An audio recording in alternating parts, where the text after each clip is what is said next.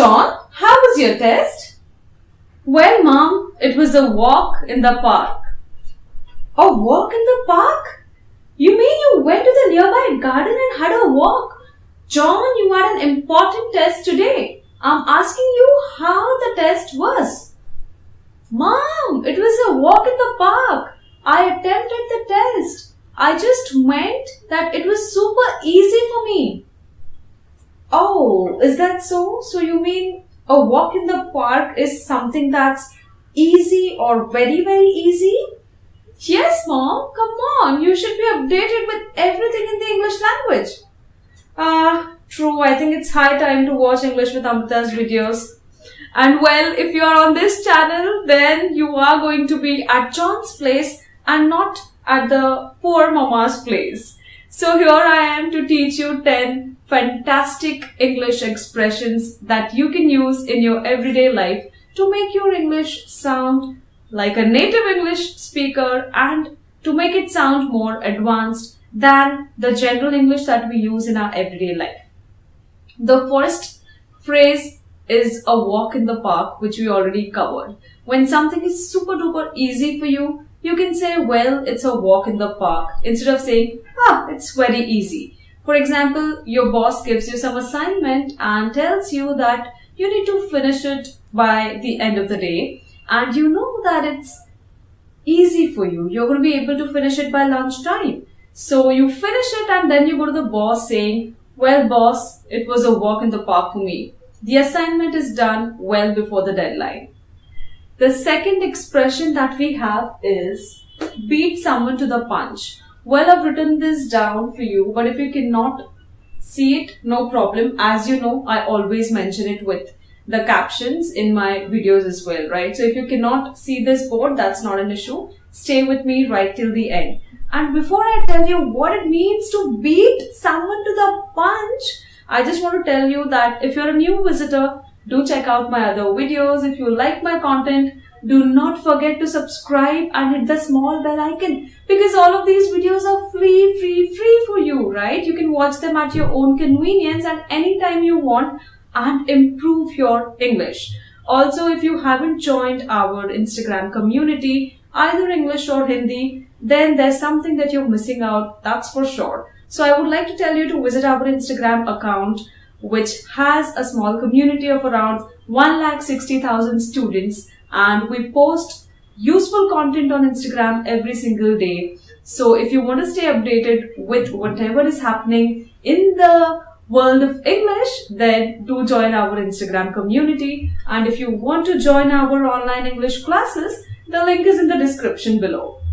Now let's get going to the second phrase that we have, which will make you sound like an advanced native speaker, is beating someone to the punch. Well, it actually doesn't mean to beat, literally doesn't mean to beat someone to the punch, but it means that you achieve something before someone else.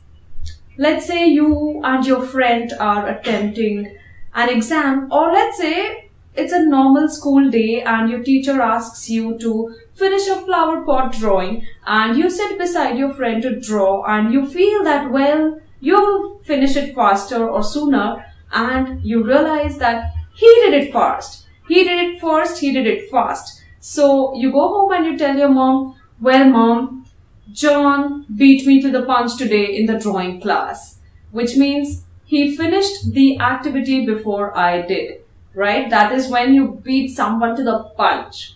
The third phrase that we have for you is cooking up a storm. Now, well, when someone cooks up a storm, it doesn't mean that they actually cook up something like a storm, but it's used for people who are passionate about cooking, who have a lot of knowledge in cooking and generally cook a lot of variety of food. So when we invite our friends over for Diwali or Christmas, and let's say your wife is going to cook a lot of food that day, you can tell your friends that, hey, why don't you come over for dinner? Or on the Christmas night, why don't we have a party in-house, because my wife is going to cook up a storm and I'm sure you all are going to love it. So that's when you mean to say that she's a master chef and she knows the art of cooking really well, and she's going to cook a lot of variety of food so well, I'm inviting you over for dinner. That's when you say she's going to cook up a storm. The next one is crashing a party. Now, I'm sure if you are a hostelite or if you've ever stayed in a hostel, because I have been a hostelite, I've stayed in hostel for almost 6 years of my life, and I know that we used to have such discussions with our friends where we used to, discuss secretly saying, hey, there's a wedding in the town tonight and it's a big fat wedding and I don't think they're going to check the list of the guests. No one's going to care who enters and who exits. So why don't we go and crash the party? Which means going to a party without being invited. If you have ever done this in your life, trust me, I'm sure you would have had a lot of fun. And if you haven't, you should give it a try. If you have done it already, let me know in the comments below, because I need to see or find students who are just like me, who like to crash parties. So you like to go to the parties without any invitation. You may or may not even know the host of the party, right? That's when you say, we crashed a party last night, had a scrumptious dinner and came home, and it was super fun and memorable. The next one for us is hitting the books. Well, when you hit the books, you actually don't hit in a literal sense, but you go back and study. If you are someone who is disciplined and your friends are trying to tell you, hey John, why aren't you staying with us tonight? And you want to go back and study whatever has been taught in the class today, you can say that, no, I've had enough of fun. Now I think it's time to hit the books, which means it's time for me to go and study. Now let's look at the next 5 idioms. Let me just rub this off and bring the next 5 on the board for you. Okay, let's look at the next one that we have, which is hit the hay. Something that's similar to hitting the books. That's when you go and study. But when you hit the hay, that's when it's time to sleep and you sleep peacefully. So when you want to go to bed and you're with a group of friends, you want to tell them that I need to sleep, you can instead say, I need to hit the hay. That's a better way of saying it. The next one, home away from home. I'm sure this is the one that you must have heard in movies where somebody says, well, this is like a home away from home for me. What does this say? It says that a place makes you feel like home, but that place is not actually your home.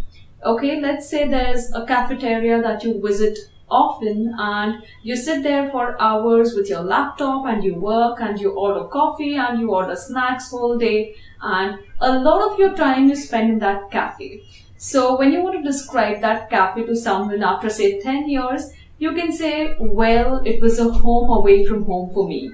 That means I felt so much at home when I used to sit in that cafe and work.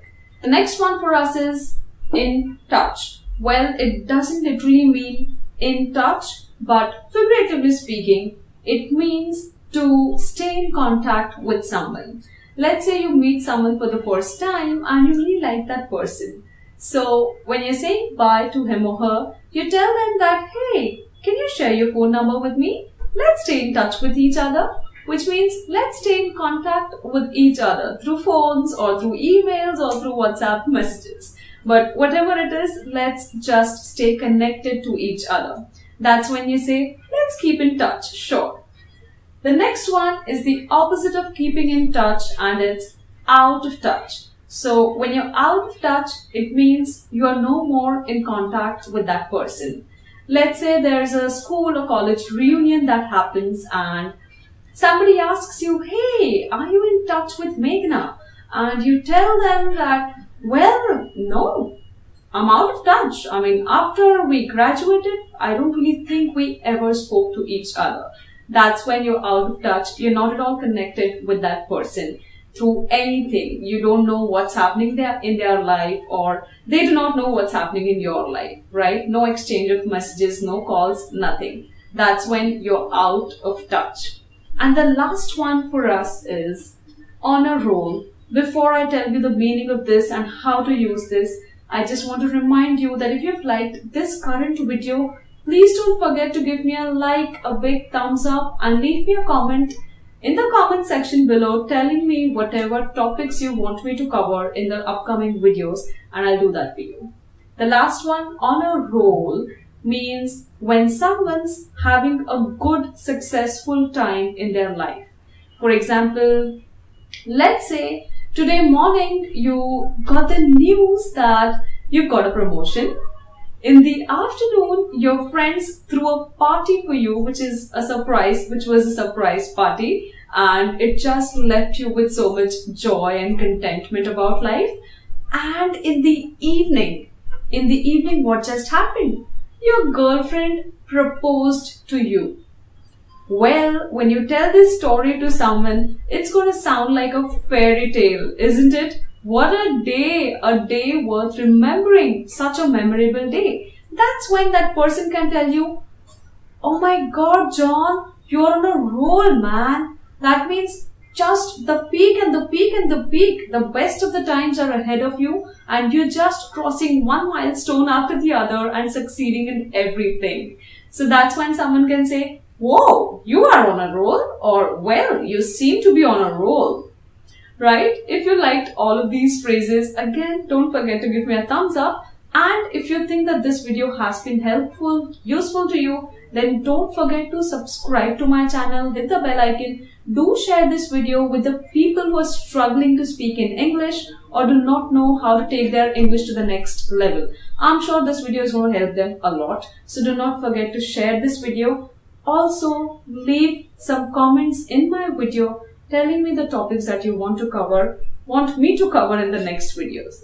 Until I see you next. Bye.